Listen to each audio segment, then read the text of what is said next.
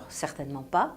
Déjà, d'un point de vue strictement juridique, on considère que ce ne sont pas des citoyens, puisque la citoyenneté en France est strictement attachée à la nationalité.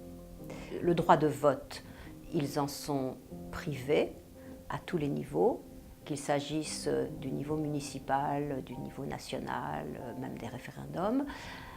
Les seuls qui peuvent voter au niveau local et qui peuvent être élus dans les conseils municipaux, ce sont les ressortissants des États membres de l'Union européenne, c'est ce qu'on appelle les citoyens de l'Union européenne. C'est la seule exception. C'est qu'en France, on n'a pas accepté que les étrangers non communautaires, enfin non membres de l'Union européenne, puissent voter aux élections locales, alors que beaucoup de pays européens l'ont fait.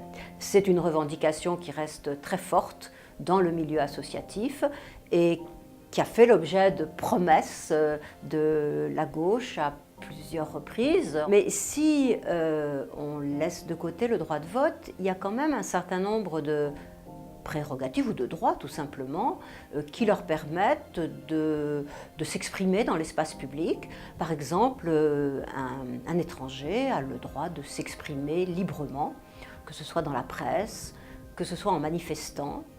Il peut être librement adhérent à des associations et les seules restrictions sont que dans des cas extrêmes, il peut être expulsé. Mais là aussi, il faut atténuer déjà cette possibilité parce que c'est vrai que pendant très longtemps, les étrangers, quand on les trouvait trop remuants, eh bien on les expulsait. Aujourd'hui, ça ne serait plus du tout possible car les règles sur l'expulsion ont été rendues plus strictes, c'est-à-dire moins souples, en tout cas pour les pouvoirs publics.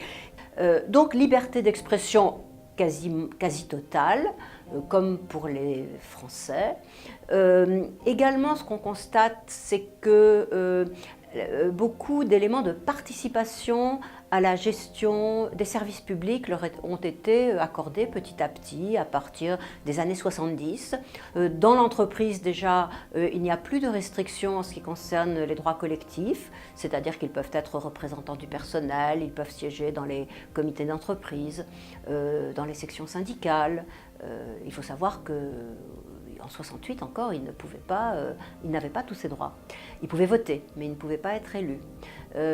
Ensuite, dans les offices publics de HLM ou dans les OPAC, ils sont également électeurs éligibles.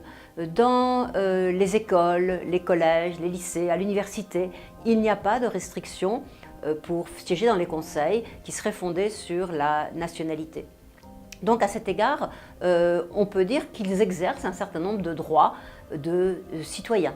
Donc les étrangers peuvent donc s'exprimer dans l'espace public à l'instar des citoyens. Donc à cet égard, on peut dire qu'ils sont citoyens, qu'ils ont des prérogatives de citoyens, de citoyenneté, mais contrairement aux Français et dans une certaine limite aux ressortissants des États de l'Union européenne, ils n'ont pas le droit de vote, ils ne sont pas considérés juridiquement comme des citoyens.